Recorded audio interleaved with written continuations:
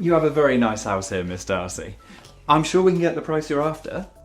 There's just one thing. What's that? Your kitchen has seen better days. Yeah, I've been meaning to do something about that. It's just I can't afford a new kitchen right now. There's no need to go to that expense. Just replace the doors. You can get just one if you're on a tight budget. A like-for-like replacement. An exact copy from repairmykitchen.com. Thanks for the tip, Colin. And thank you, repairmykitchen.com.